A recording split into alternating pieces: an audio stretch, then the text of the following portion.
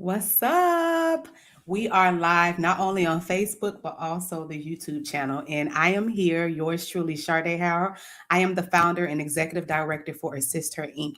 Now, if you don't know anything about Assist Her Inc., Assist Her Inc., where have you been? This is a mission specifically for women. We are dedicated to empowering women and mothers to achieve success and fulfillment in all aspects of their lives. We provide comprehensive support, resources, guidance to assist women in their career development, y'all, life goals, motherhood journey, financial well being, mental health. Literally, we do it all. And through our programs and services, we aim to create a community where women can thrive, overcome challenges, and achieve their full potential. You can visit our website at assistherinc.org.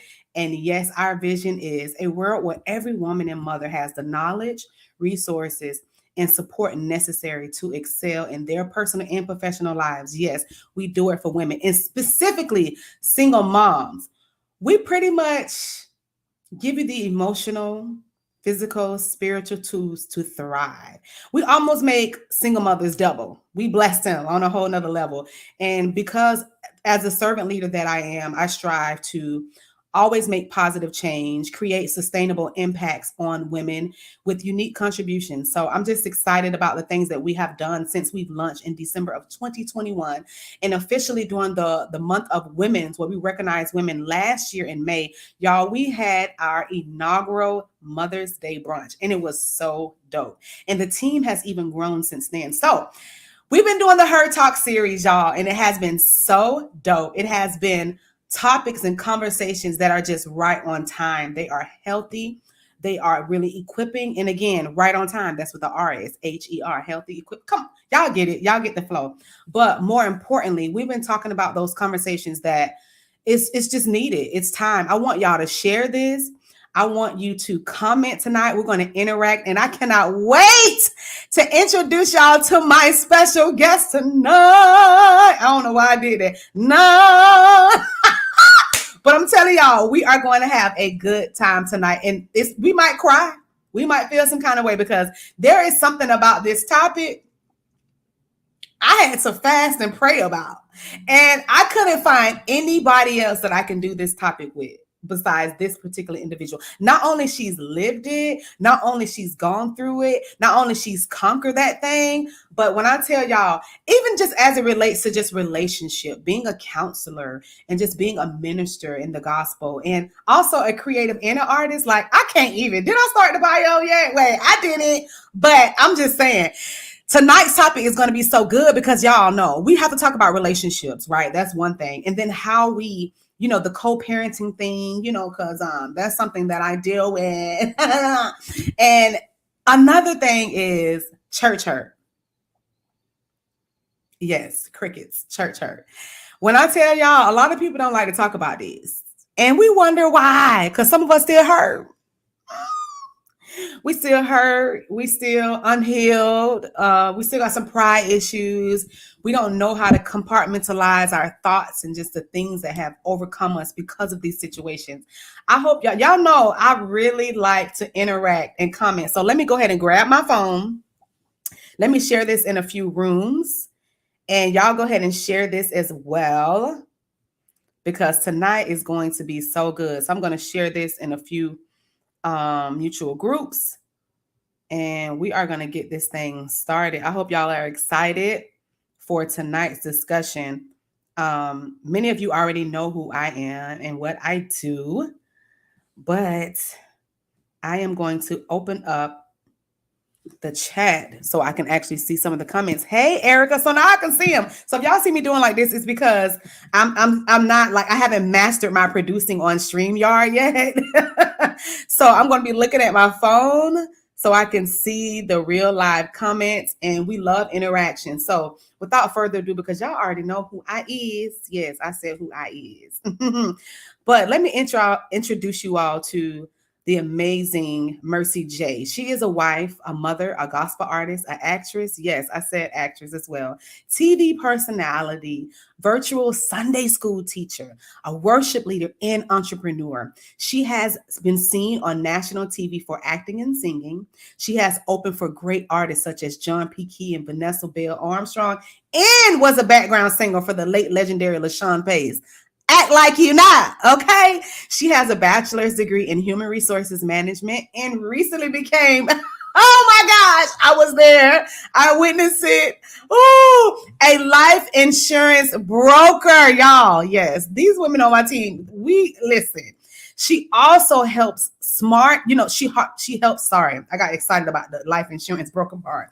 She also helps small startup companies and marketing strategies to get launched. First, let me pause right there. She does all of the marketing and all of the flyers for Assist Her Inc. Yes, yes, that's all of her work. And just to sum it up, Mercy feels her purpose in life is to help people enhance their spiritual quality of life by sharing her personal life experiences and testimonies, whether through her music ministry conversations with her or positive connections with other kingdom minded people. Y'all, without further ado, the one and only Mercy J. Okay. Hey. Yes. Hey, hey, hey. It is so good to have you tonight. And y'all, we're on at a different time. Now, I think our first Her Talk series, we did it around noon to kind of see for the folks that, midday work, want to lunch and learn, get what you need. And then we did an afternoon with the amazing Eddie. It was around 5:30. And we said, listen, let's see who's really out of work, ready to talk, chat. And we decided to move the time down to 6. And you guys are already on. You're already sharing. Hey, Eddie. Hey, Tiffany. I see y'all watching. Make sure y'all keep the comments coming. We're going to have some time for FAQs with everyone. But before I get started, let's just welcome Mercy to Her Talk series. I'm so excited to have you on this team for Sister Inc. Executive Board. And just tell us a little bit of just how your week has been. What is this season looking like for you? Hey, LaCabrielle. Oh man, first of all, this whole year has been like a transition for me. If anybody ever told me, first of all, hey Sade. But yeah, if anyone ever told me that I was going to be a not just an agent but a broker this same time last year, I would have been like, nah, not at all. But God has just been excelling, and so this is coming into a really big time. Open enrollment's coming, so huge learning curve for me. Lots of stuff happening. And yeah, that's my week. It's been kind of busy. That is so dope. Like, okay, so we kind of know all of the things that you do, the accolades that you have, being an entrepreneur, a gospel artist, a Sunday school teacher, just so many things. So tell us a fun fact or something that we may not know about you. Oh gosh, fun fact. I used to do commercials for Truth, which is an anti-tobacco campaign. You remember you ever seen those commercials that used to be Yeah. out back in the day?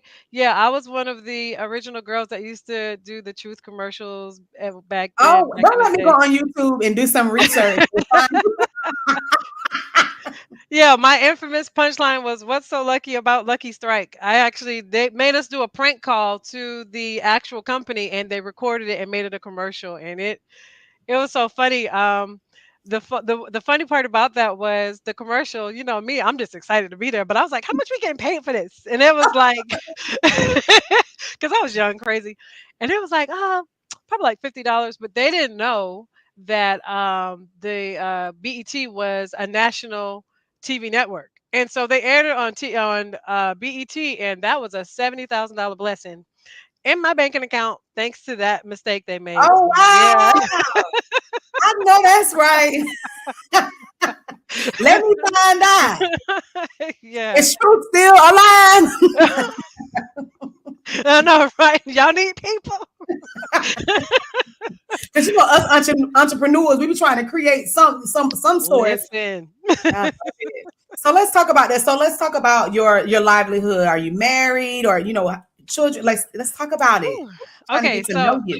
I have an interesting dynamic in my house. I am married, mother of four. I have two adult children and two children that are in school. I am also a glam mom. I love Um, that. yes, but yeah, it's kind of funny because I have a household full of because I think I'm generation. See, I'm about to tell 'em my age. I'm not telling 'em my age, but anyway, we have a bunch of generations in our house. Okay, so we have some millennials, some Gen Z. We're not even gonna go there anyway. Right. But yeah, so it's an interesting dynamic because how my older children act versus my younger children, it's like night and day. And then my older children think I'm being soft because I don't, I'm not as How aggressive you with my used to younger be. children. Oh, right. Yeah. Yeah. Oh my gosh. That is crazy. That is crazy. Okay, so married, children, different generations of children. So let's talk about this, like this plethora of just things that you do and who defines who Mercy J is. Like what got you into, I guess, the relationship counseling or maybe the Bible school teaching? Like I'm just interested to kind of know Oh how you man. feel with those. So okay, so interesting. My husband and I, we've been together 16 years. Woo woo. Um, Hey. but yeah, 10 years into the relationship, we was about to call it quits. No one knew. We looked great on social media, but we was not the best communicators at all. Wow. We were terrible communicators. Thought we had communication under control. Little did we know that um, when we were talking, we would sound like we're saying the same words, but they had different meanings behind them. And we never knew that for years. And we discovered that a lot of people experienced that. And so, what happened, what got us into coaching instead of therapy? Sometimes therapy will keep you in a dark space of your relationship, and you Mm, never get a chance to get out of that dark space. And that's what was happening with us. And so, when we went to some coaches, they gave us a moving forward, like best practices on how to move forward past this hurdle that you guys are going instead of just dwelling in that dark space and staying there. From that, we just learned so many different techniques and we just started applying, the church witness. See, and I love my church because they kept us under wraps. I didn't even know. I wow. love my church. I love my church. Judah Kingdom Life Ministry. Shout Hey, out Pastor hey, K. that's the guy. But yeah, the church witnessed us almost about to unravel. And it's like our relationship did a 180, and so we were able to help couples overcome some major challenges Wow. that some people don't survive, but we were able to overcome. So we operate as coaches, not therapists. There's a big difference. Yeah, And so we help couples within our church and people that kind of know us. We just, help. We don't advertise it. Um, we've been kind of teeter-tottering about doing that, but I know that this is going to take us in a direction that our schedules are not ready for yet. But yeah. yeah, so that's how Okay, we well, got you into put it out there. I mean, you put a little shame out there. They put it jump in the inbox now. So they let me. can inbox me. They can inbox me. Right, right. So let me get into these questions and let me say hey to some people that's just now joining. Brittany, Cara, I see you. Shalenka, I see you. Hey, Chantel, how are y'all doing? Make sure y'all share. We are so excited to have this discussion. So I'm going to back up a little bit. We talked about marriage. We talked about how long you've been married, but just a little bit. Everyone mostly know that I am a single mom. Has there ever been a time where you were a single mom? And I think that first thought process I want to start with is how was the co-parenting? Oh If man, I was a single mom for 7 years before I became I did married. not know that, hmm Single mom Mercy. for 7 years. I had two different baby daddies, and neither one of them were active in my children's life. And uh, Oh, the first child, gosh, here I go talking about it. But it's out there. My first child, there was a lot of immaturity there, okay. and basically, I didn't want him to be a part of the baby's life, and he just bit the bait and was like, "Okay, I'm out." You know, right? Wow. And so, he made his choice, I made mine. And we have had a form of communication over the probably recent years, but that was well into my marriage when we were able to have that kind of communication. And there's areas that I got healed on, that the other parent is still dealing with, but we take it one day at a time. And More importantly, it was just about making sure that my oldest daughter, because my oldest daughter didn't have a relationship with her dad until she Mm. was an adult. Oh, wow. Right. Right, until Okay, she was so is there anyone that is watching that is one? I want to see how many single parents that we have. Mercy just shared that she was a single mom for 7 years, single parent for 7 years, and her oldest daughter did not even have a relationship with the absent parent until her adult years. So, how was that process? How did you know? No, how is that today? Are there any ramifications or effects from that absentee or just that overall experience for man. her? Well, in order to properly answer that, I have to say with my second daughter, it was the same thing. With my Mm, second child, she doesn't have any relationship with her dad. All right. So now I have two adult children that don't have active fathers in their life. And at least my oldest daughter, she has now a form of communication over the years. She has it. But my second oldest child, she has no communication with her dad whatsoever.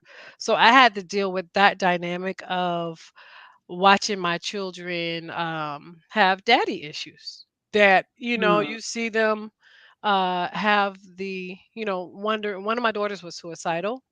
Um, wow.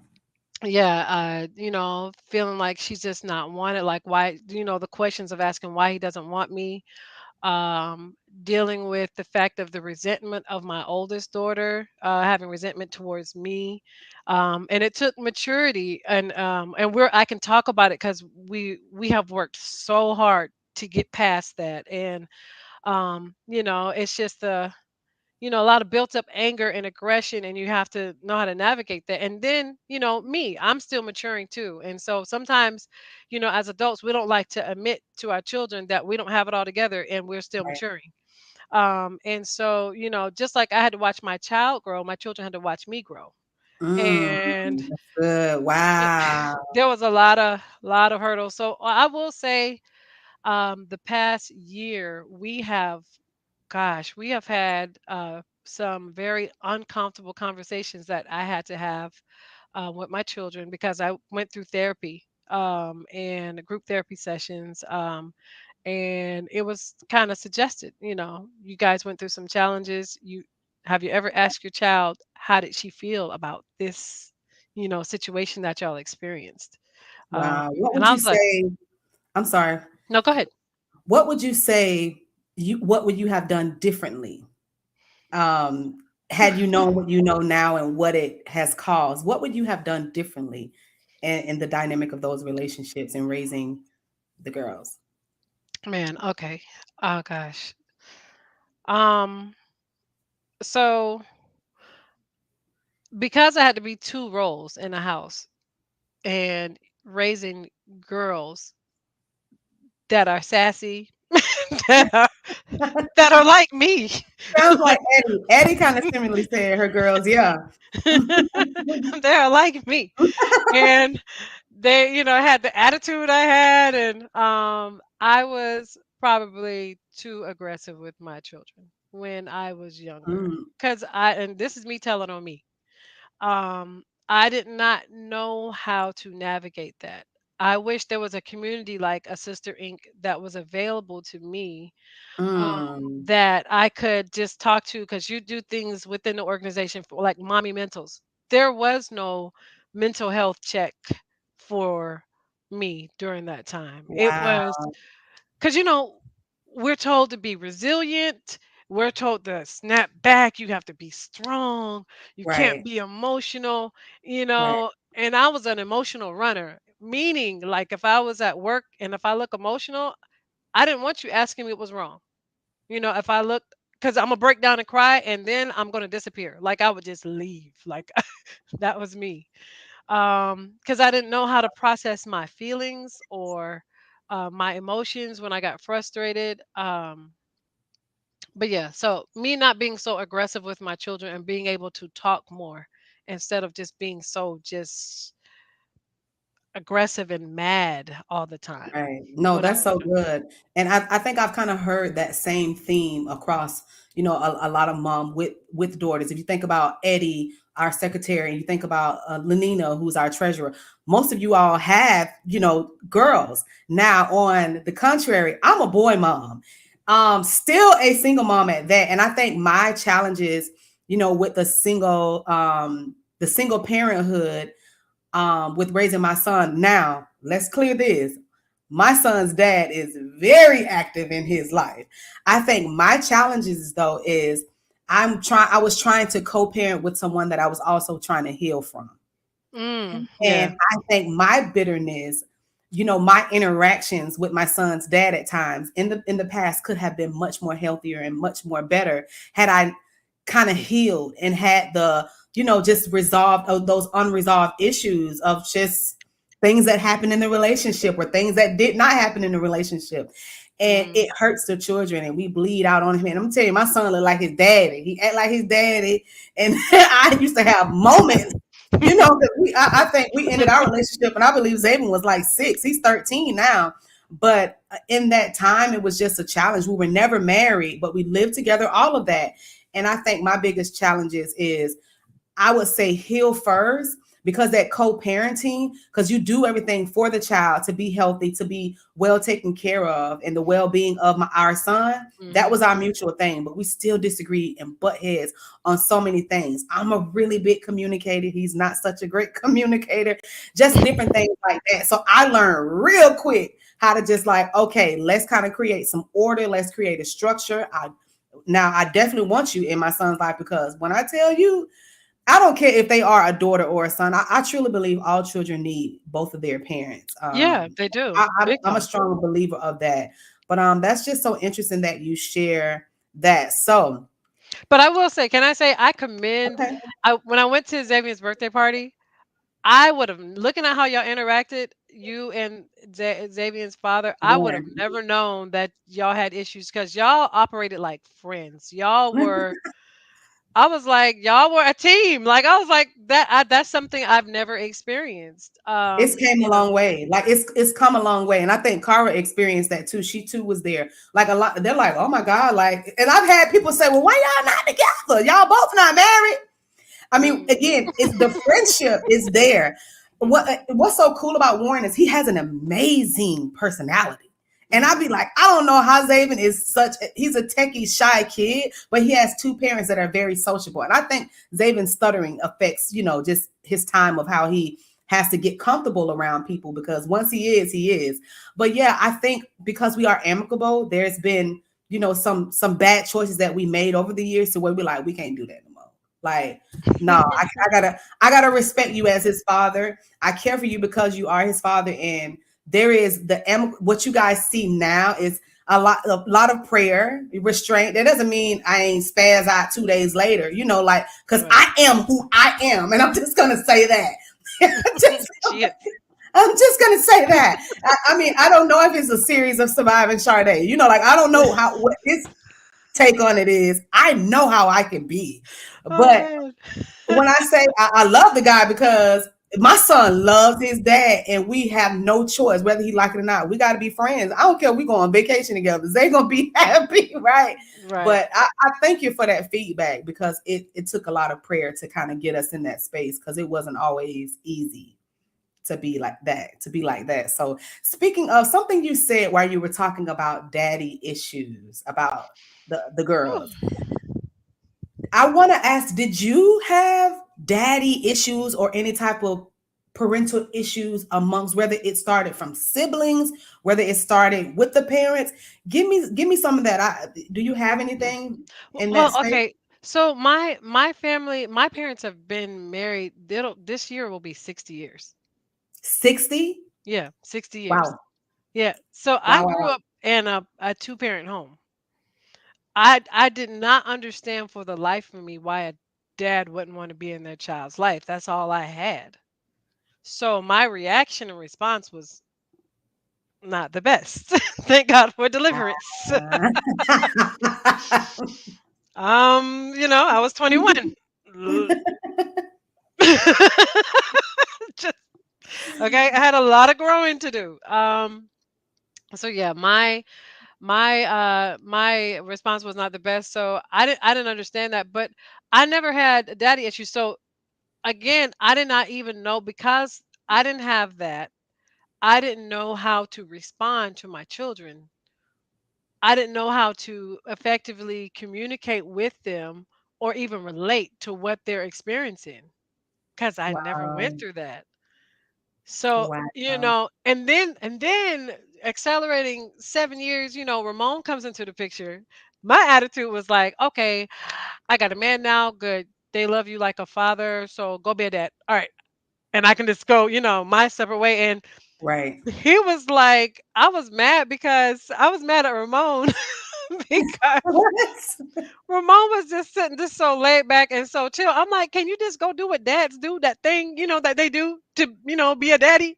Right. And he was like, no, like, Oh my 'cause God. because he didn't know where his role was, and then there were so many layers, and because he was in the picture, at first there was some insecurity between Ramon not understanding why the girls would still be stressed about their dad when he's been the only dad in their picture. And might I Mm, say, he's let me just pause. My husband is an amazing dad. come on.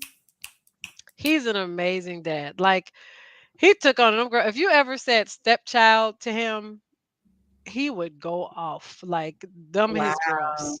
Those are his girls, and he's just always been an amazing dad in the picture. And but having the shadow of another daddy being possibly present, Yeah. it it was a lot. I had to deal Oh with my all of that. gosh. Yeah, That's that was a lot. amazing. Shout out to Ramon. Ramon. Oh, Ramon, Ramon. Ramoncito. That's so good. That is so good. So, okay, let's talk about the siblings dynamic. We're talking about relationships No. because we're going to save the church hurt for the end of when we wrap Mm. up. But let's talk about siblings interactions and were there any challenges or any rifts between, siblings growing up in the house for any reasons, if any? Oh man, yes. So my two oldest daughters, I don't know, like I don't For you and your siblings. for on me and my siblings. Well, I'm the baby, so I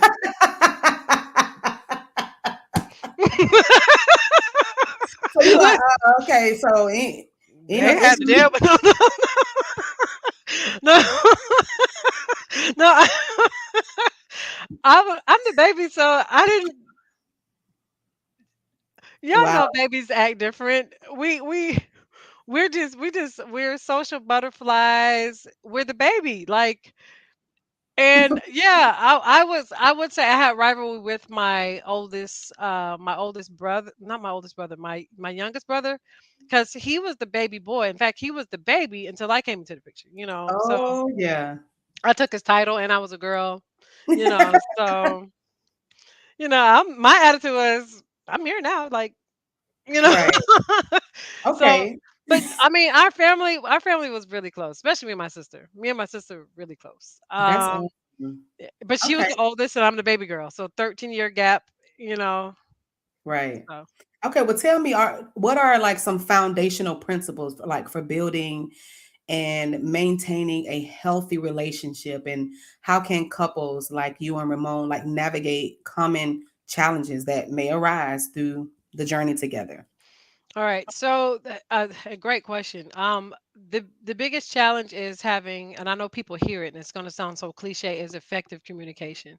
But Mm. when we talk about effective communication, it's being able to not just talk, but also to be able to listen without having a response right away. Wait, say that again for the people in the back. Yes, you have to be able to not only just talk, but be able to listen without having a response right away. Oh, I need to write that down. That's so good. Yeah, because Wow. when you're doing that, you're not listening to them for real. You are having a gun in the chamber ready to fire back. Wow.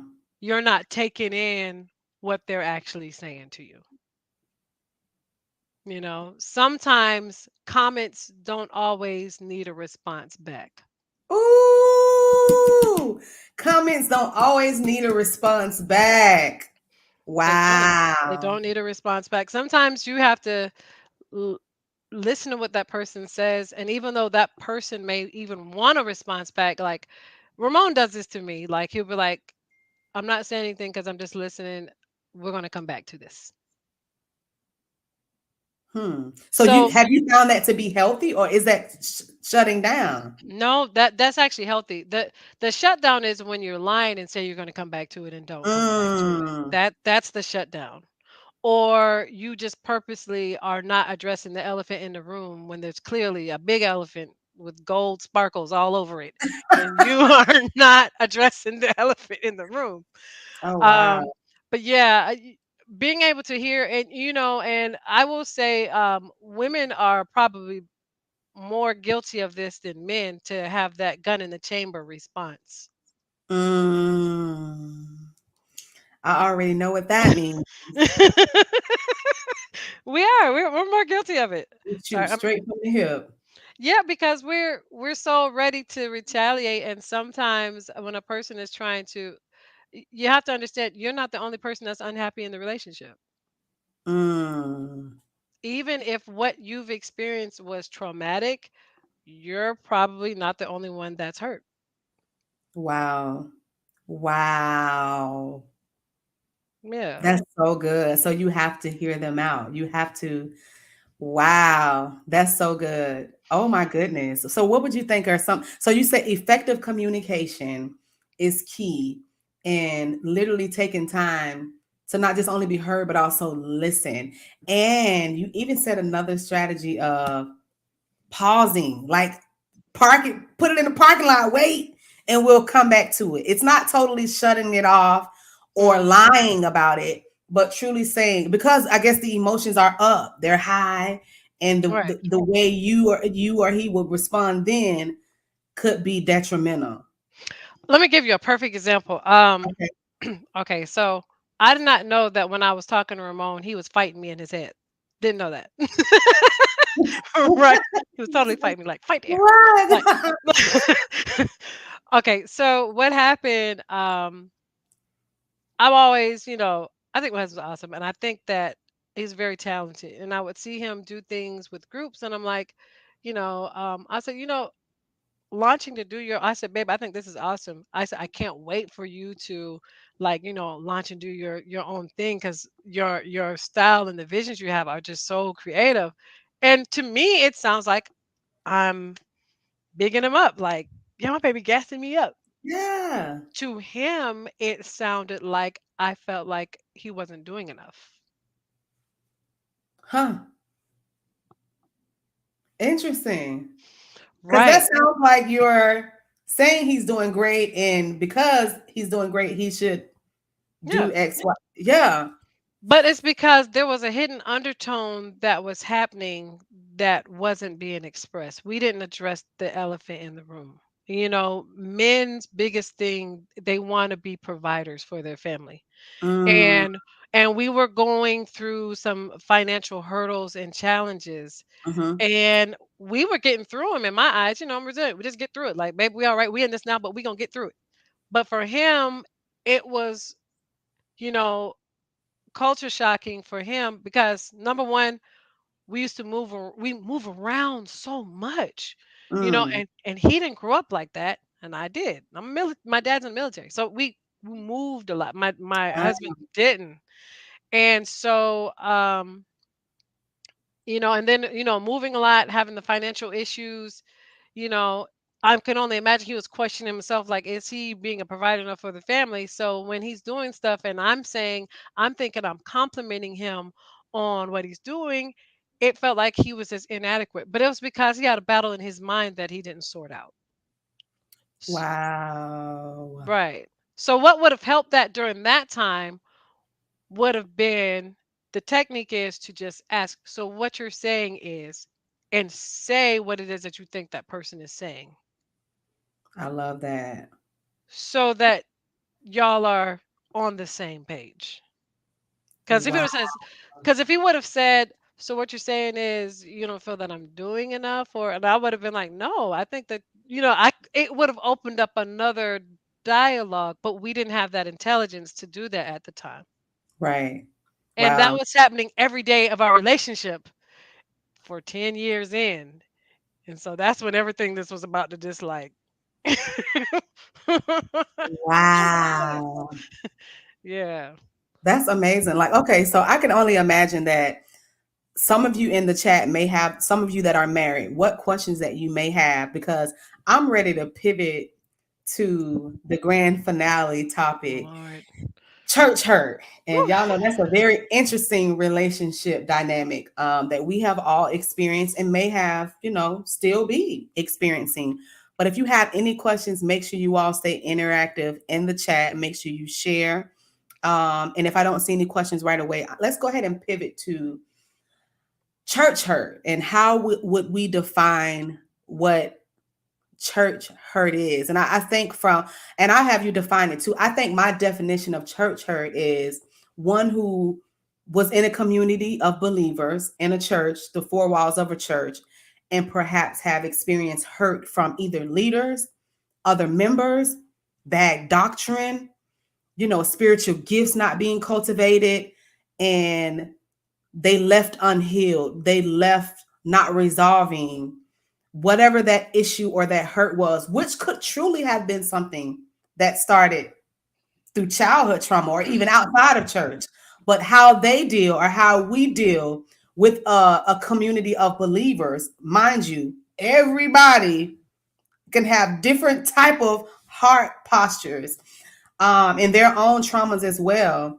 But we tend to get hurt and we see a pattern of maybe church hopping or just, you know, blasphemy to where you don't love God anymore and his people and the beliefs of it, or just, I don't never want to go to church anymore. I won't join another church, or just always looking for expectations. So I know I said a lot, but that is kind of how I would define church. Or how would you define that, TJ, for those who Man. may not know what we're talking Yeah, definitely when you feel betrayed, disrespected, um, you know, being abused for about? your gifts. And man, uh, there's just so much of that, and there's there's talk about it, but there's no conflict resolution on it. Ooh. Um, and and let me go ahead and diffuse the enemy now. So, because of those hurts, some folks are like, I don't go to church. I get it. I get it. But something about going in the building and going to church keeps you accountable in a different Mm, fashion than I love Bishop T.D. Jakes, but you need to be in his congregation if you're going to be there. Like, you know what I'm saying? Watch him. I get it. But that can't be right. just the only way that you're getting the word of God. You Getting got to be hurt. in, you need to be in a church environment where you can actually be kept accountable. It keeps you accountable. But um, yeah, some folks, though, I will say that for the church hoppers, and this is why I say I wanted to diffuse the enemy. For the church hoppers, sometimes you all have problems with leadership. I'm just trying to find my notes because people gonna start asking a lot of questions. Because some members have a problem with following leadership or correction, and they will take correction as being disrespect, and I don't believe in that. Me I, neither. I don't believe in that. I believe that everyone can be corrected. I don't believe that I'm perfect, and if you say something that steps on my toes, that don't give me the right to just leave the church because I felt like you stepped on my toes. So let me clear that up. So that we'll understand where I'm at. so I Right. may That's be good. so I That's maybe good. not I maybe didn't define it exact, but you nailed it. Like, but I will say for the person that has no problem with following leadership, church hurt hits a whole nother level Mm. because you're a diligent member, and to have disrespect, especially when it's open in front of the congregation with no apology, because our church leaders fail to apologize and think that you could just pray and it be okay. Yep. I thought I was ready for this. Yep. Oh You God. don't get to hurt me and then just pray Oh my. and we move on. Let me tell you, I truly believe that faith is best when it's lived within community where you can kind of walk and be unified with others. I know there are certain ordinance of church and, just the idea of how Catholic churches, do something, do certain things of ordinance and just, the water baptism and the Holy Communion. But there are some things that have been out of ordinance that churches do. A lot of people don't like small groups. They don't like the single groups. A lot of people don't like just certain things that churches do. If you have outreach in the name of your church, but you're not doing outreach, Yeah. What are you doing? then what are you doing?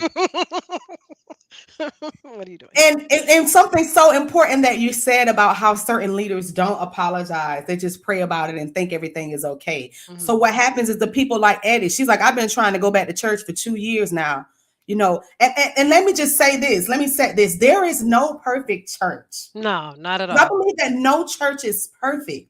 No. Um, but I do believe that we are called to fellowship, to be in fellowship, with the body of Christ and other believers. Now, what I would say, I was born and just like you, born and raised in church, been in church my whole life, cleaned up the church, slept in the church, Yeah. we danced in the church, been Yeah. everything in the church, Yeah. non-denominational. Like we apostolic is really what the Bible says about church, and Ephesians talk a lot about the church. That whole non-denominational thing, we kind of created it on our own, right? But Right. when we're in church, especially when we have spiritual gifts, oftentimes we are looking for men or leaders to affirm us. But Yes. what we fall short is that God has already affirmed us.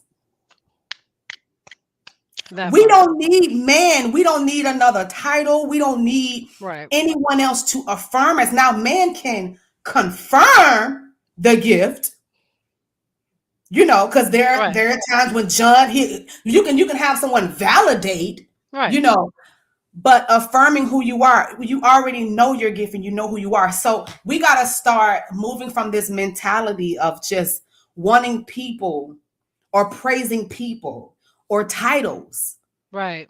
and not Right. truly walking in the posture of towels. And I learned this Oh through my gosh. School of Spirit. Shout out to a live church. I'll give them that. Something I learned from Pastor Ken specifically when he talked about towels over titles. He was saying about, in one of the gospels in John where Jesus was washing the feet of the disciples and he exchanged then told them to wash each other's feet. And when Peter denied, like, you know, You know, like, why are you gonna wash my feet? You're my master, right. you're my Lord. So it kind of made you put in a position to think that he would be a master that wouldn't also, want to serve because he had no humility. Right. So when you are at a church and you have a gift, your one thing is to live out the life work in which he created you for. Stop chasing titles and stop chasing people and men because of their titles, because that is not your God. Right. That Right. is not your Lord. That is not your Savior. So Right. oftentimes the church hurt. This is a part of one of the church hurt is because your expectations are not aligned Oh my Lord. Come on. with what your experience should be in church. That is not your Christ. That is not your Father. And can we just drop these titles of calling certain leaders daddy? All right. All right. Oh, All right. you stepping on toe. All right. All right. It got hot. Yeah. Oh, so much I could say right there. so much, so much I could say right there. My goodness. And we're not on this platform to belittle or to. So, one No. thing about my apostolic anointing, I'm sorry, the gospel is offensive. So, if I am offending, okay, whatever, that's fine because Christianity is offensive in itself. But I know that my gift brings order, and some people will be offended by some of the things that I say. So, just disclaimer, I'm just going to keep it real. I'm going to just keep it real. Right. But sometimes we follow certain titles and people, and we Right. become hurt because we're trying to follow their gift and we're forgetting about the giver of the gift.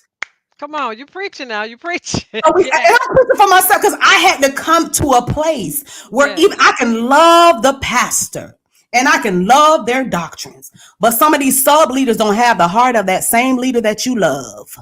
Ooh. Jezebel spirits, they don't like your gift. They want to muzzle you. Right. What? Right. You're fine as long as you're not being lifted. Yeah. And Yeah. then you find yourself becoming a church hopper, or if you're a runner, and we don't deal because in different seasons we need to know when to press and when to plow. And sometimes Yeah. we again, I can only speak for myself, y'all. Like, Yeah. even I'm gonna give you the mic. I'm gonna give you the mic in a minute, Oh Mercy. no, you're But good. You're good. I This can is good. only speak for myself. I found myself being a runner because it started in my relationships. If he cheat, if he no good, bye. Right. I'm gonna go. Like, some women have a problem with doing that. They will stay in the relationship. But I was the type that I know my word. I'm finna go. Bye. Mm-mm. Then we Yeah. get into churches. And I you know get my committed. gift. I know my glory. I know my this and I know my. And then we get I don't even know. Maybe discipline or a right leader that is like, hey, calm down. Hey, you can't, you out of order or whatever it may be. And Yeah. then you find yourself like, that is not I don't like how they came for me. I don't like how, and then you find yourself at another church every Yeah. two Until they years. do something to offend you, and then they go to.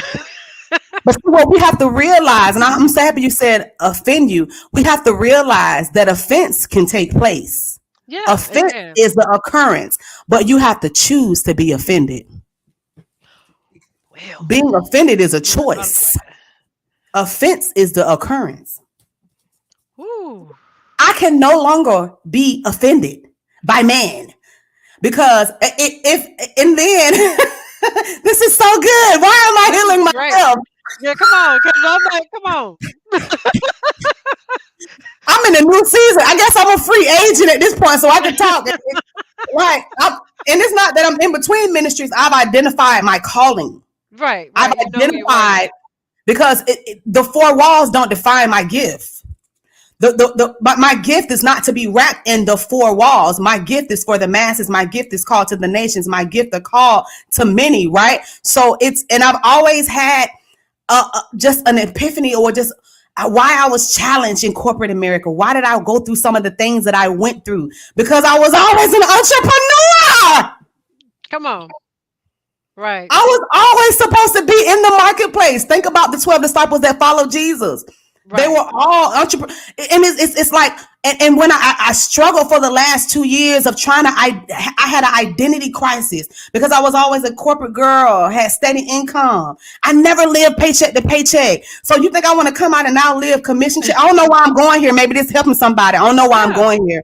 But then I found myself, you think I want to be commission check to commission check? Okay, God, you didn't. Now, I know you didn't necessarily create money, but you created value, right? And we correct. supposed to return to the church house. And God, I want to be able to give. This is a new season for me. You said, and then once I realized that I already knew who God was since I was 16 years old, and I really truly gave my life. Because sometimes I was playing 12 and 13, but when I really truly gave my life to Yeah. Christ, When you I start forming remember that Pastor relationship. Jonathan McKnight.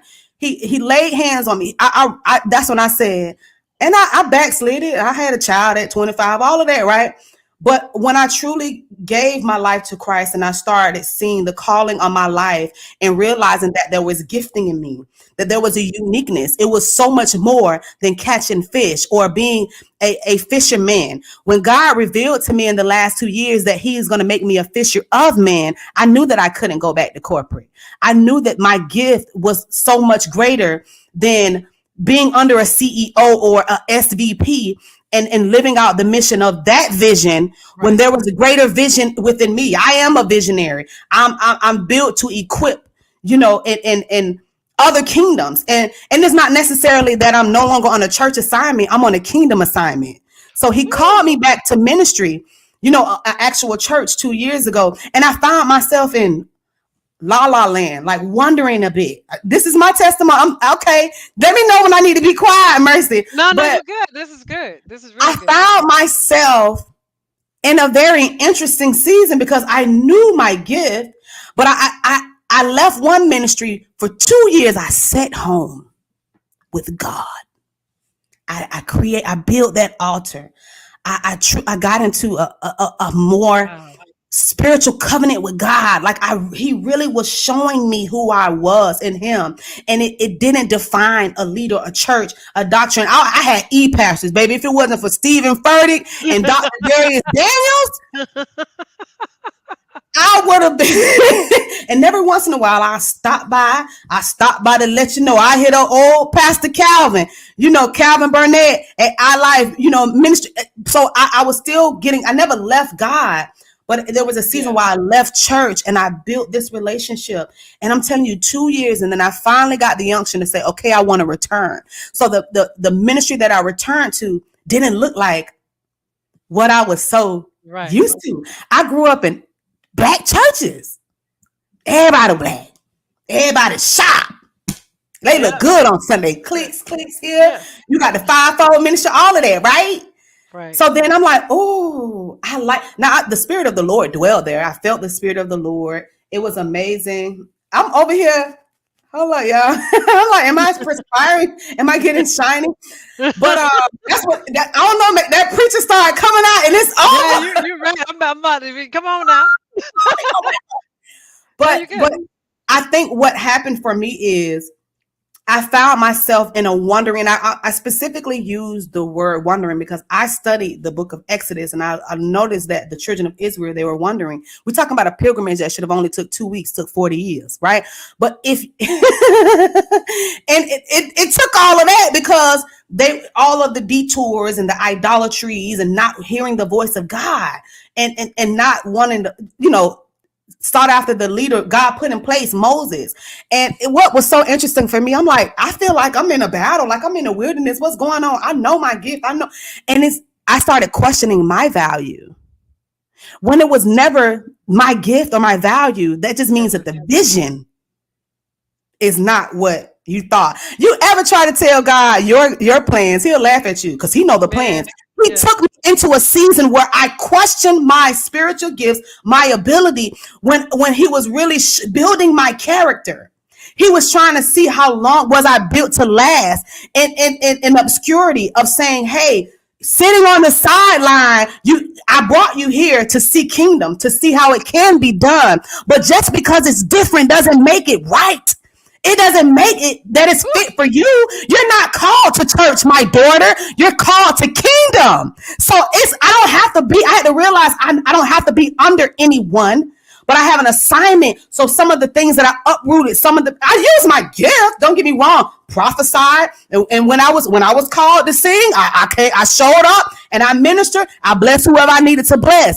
But see what they fail to. Sometimes we fail to realize is that we think we're supposed to have all the bells and whistles because of our tenure and our experience. Right. But your gift is not for every room.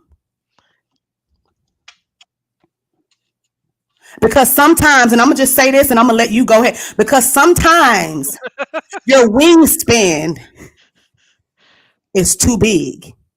Huh? Yeah. Oh my Lord. I'm gonna mute my mic. Oh my gosh. Your gift is not made for every room. That is, man, that is so true. Like it just reminds me of a situation that happened to me years ago. I'm a Sunday school teacher now virtually, but years ago I was teaching Sunday school, and I was excited. You know, people started to get interested and get really interested, and I took my time to put together my plans, my lesson plans. And that one Sunday, they was like, we're not gonna have you teach Sunday school. We're gonna have Brother so and so do it. Women don't have a place to really teach or like that. Anyway, Whoa. and I respect, of course, quite naturally respected what they said, but it hurt my feelings how it was done. It was open in front of everyone. Um, and I was a little salty.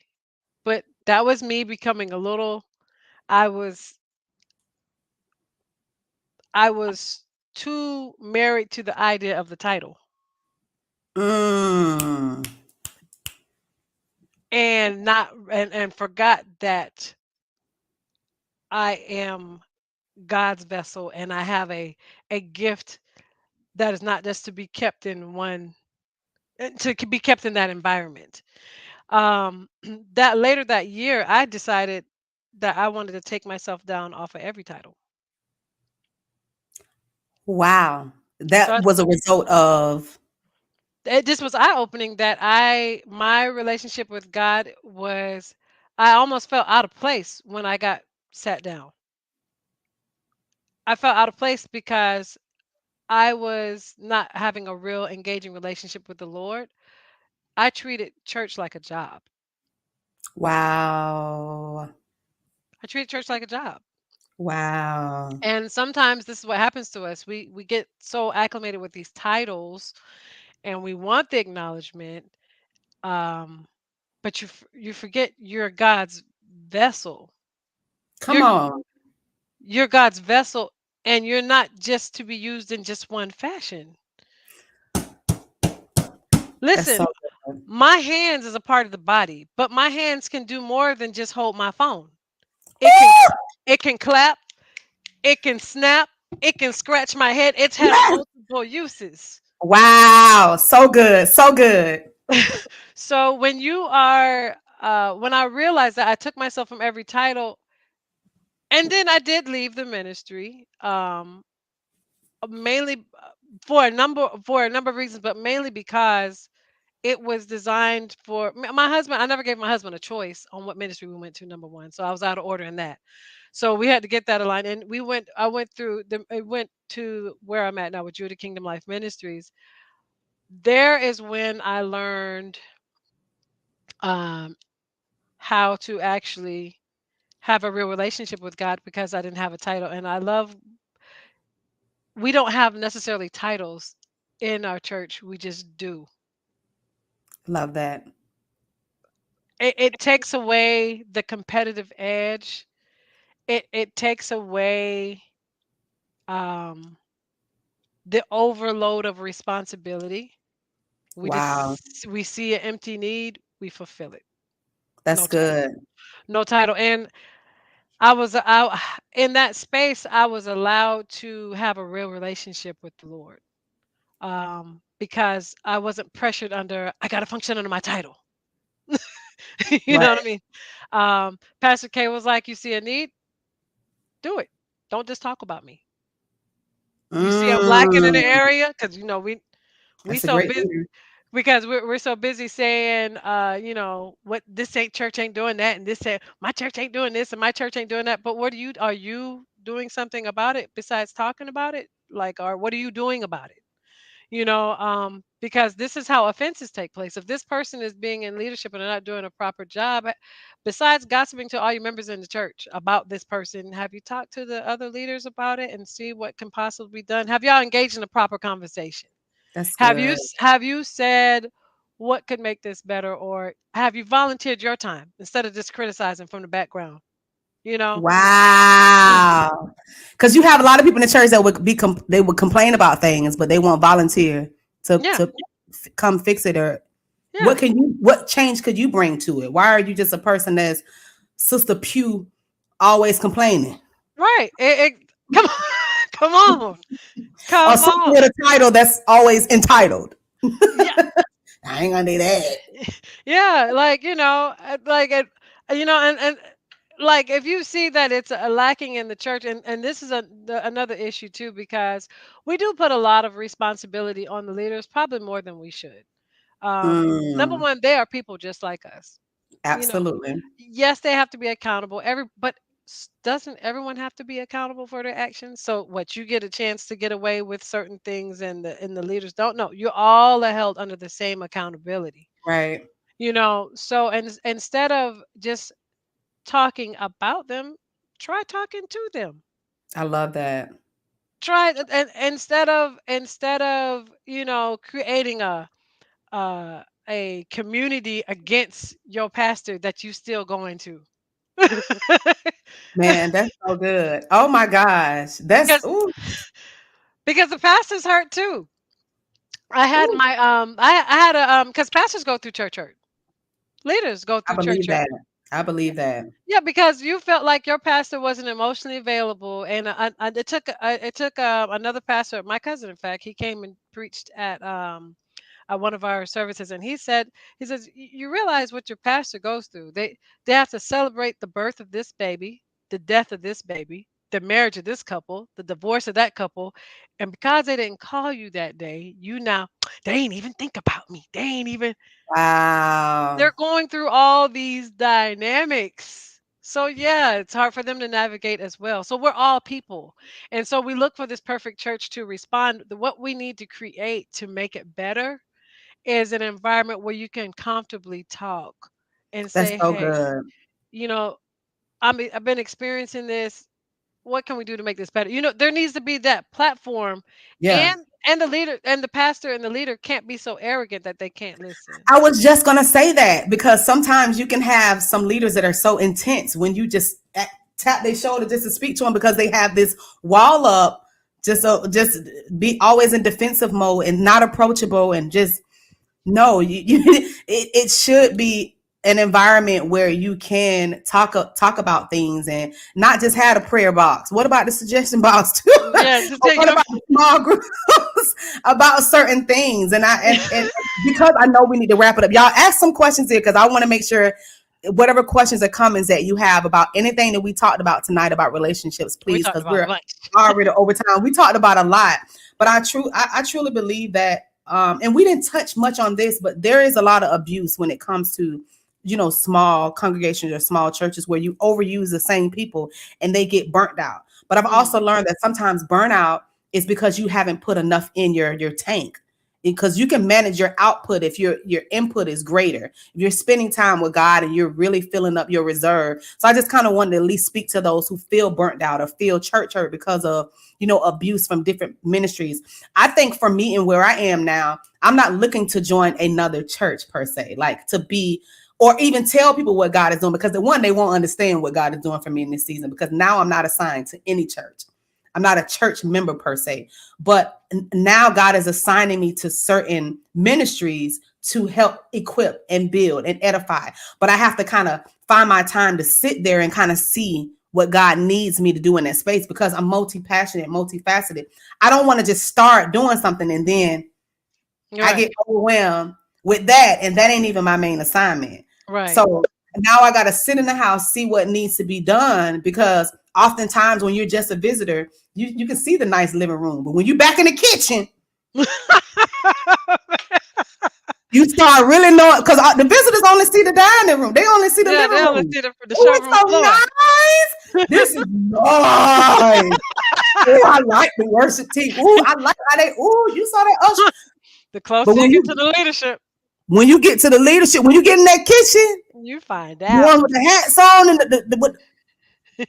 you find out real quick. You be like, hold on, wait. You said what? What we need? Who did? And Listen, the problem with the smaller church congregations, because the problem is that you see all of that. You see the kitchen. you know, you that's see a everything. yeah. So You don't see eat that. everything. So I think even in just regular relationships, before you jump into another one, you need to heal. Even when it comes to church, pray, Mhm. ask God, how can I? Because I'd be remiss to not share these type of things. Ask God, where is He calling you to be? Calling you Right. to be? Is there a church home for me? Should I? Is there somewhere I need to fellowship? Is this a Bible church? Is this a prophetic, deliverance ministry? Is this a, Right. whatever that may be for you? Ask God, and most importantly, know your assignment, because when you don't, like me, you'll find yourself Floating. Yeah. hopping, Yeah. floating around and wandering around, and you in the wilderness and you trying to get to your promised land. Right. You trying to get to you trying to get to Canaan. I'm trying we listen. Right. So you will find yourself like me, but now that I'm out of a season of just what is going on, like God has affirmed me. I know my gift, I know my authority, I know what I'm walking in. It's like I don't need no announcement of, hey, such joining this church. Nah, I'm here. Yeah. God sent me. Right. But I'm here on assignment. I'm here for an assignment. I'm here to bring order. And some of these old spirits ain't gonna like it. These That's what ancient that's the lead yeah. ancient. They'll That's be upset. all. They ain't gonna like it. But when God is involved, all parties involved, they gonna be all right.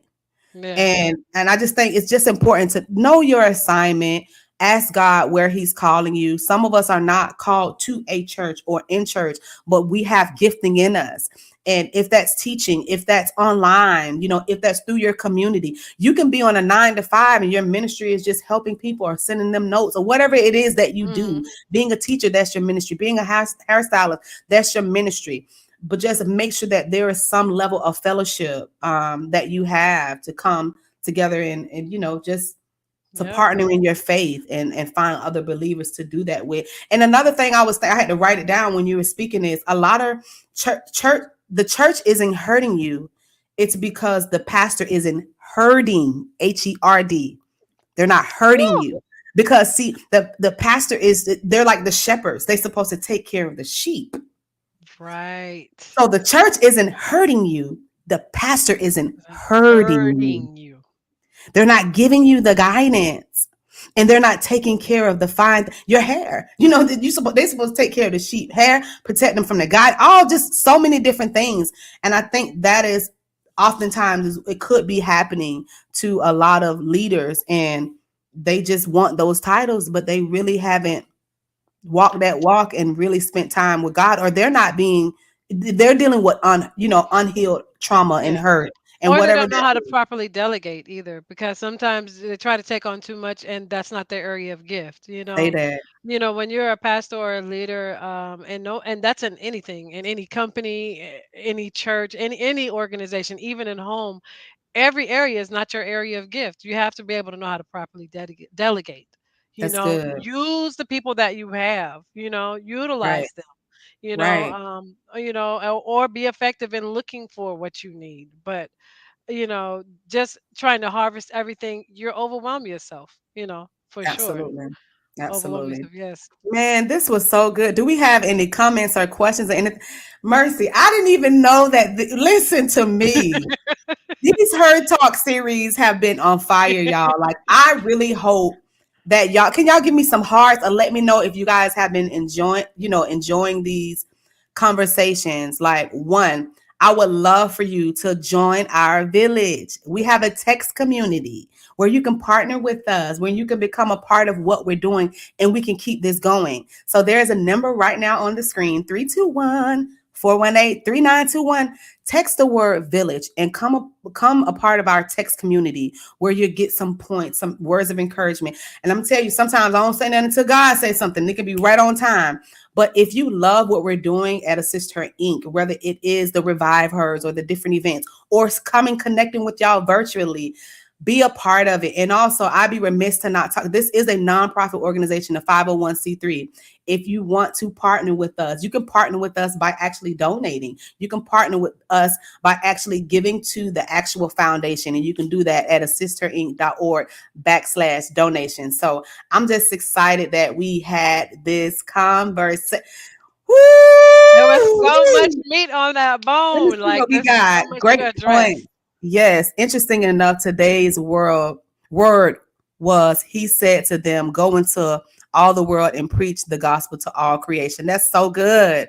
That's so good. Let me tell you, I enjoyed this. I didn't even know I was gonna be as Yeah. corporate as I was. I decided not to over prepare myself and just let it flow because I knew you was just gonna take me. Because I do. Like, I don't I get like that. So if for anyone that have any questions, let us know. Y'all connect with us. Go to our website. You can connect with us. We have so many different programs. We have programs for home ownership. We have programs specifically for financial literacy. We partner with Truist Bank. Yes, yes, yes. We have Revive Her that is coming back. I'm so excited about that. 2024. Y'all get ready for that. And we can't do these things without you all. So continue to partner with us and become a part of what we're doing. And you can do that by donating. Thank you so much. So any lasting thoughts or just a one word that you want to leave us with tonight, Mercy? I just want to say, first of all, Sade, thank you so much for having me on this platform. I love working with you. You're such an amazing vessel. She's like just so full of just all this ooey gooey. She's just so awesome. I love Sade. But I yes, love you. if you have children that are between the ages of 10 and 17 that looking for, you want to put them in a Sunday school environment, you are welcome to go on the Mercy J Music page on Facebook, and we log in. We do virtual Sunday school, and in our virtual Sunday school, we give giveaways, we do prizes, we do projects, but more importantly, they are learning about the Word of God, and I speak on their language and in their level, and our kids are engaged and getting the Word in the Sunday Wow. school. So if you're ever looking for, just a good Christian platform to have your child be a part of, it's every Sunday at 10 a.m. It's just for 1 hour, and we be getting it in for Sunday So school. good. And of course, I'm a artist, so you can always go to mercyjmusic.com. Yes, go to mercyjmusic.com. What? Y'all, this girl can sing. Do you hear me? Oh my gosh. And she be having all these events, and I just be seeing the flyers like, wait, so why you ain't tell me about My bad. this? My bad. Yes, baby, honey, she is booked and busy, and I love it. I'm doing Okay, the prayer breakfast for the Tampa Bay Gospel Music Awards this weekend. I'm doing exactly. it's sorry, it's a networking uh event. for, Right. for- Make sure y'all go follow Mercy. Her music, the Sunday school, everything that she does. This is an amazing gift. This is an amazing vessel to this community. I love you, girl. Like, oh my gosh, this was such a great conversation. Y'all will see us back again next Wednesday for our last Her Talk series, specifically for the women of Assist Her. Now, if you are an entrepreneur or a business owner or a visionary or a woman that, just a pioneer woman that wants to come on this platform and talk, inbox us, go to the website, put your interest in, and we would love to see what we can bring to the community and keep these conversations going. This is what Her Absolutely. Talk series is for. So we love y'all. We hope you guys enjoyed this conversation, and then thank you again, Mercy. I have to do my little scream. I'm so excited. Y'all make sure y'all share. I'm going to put the links up there for y'all to join the village, and I love y'all. Good night. Thank you so much, Mercy. No Amazing. problem.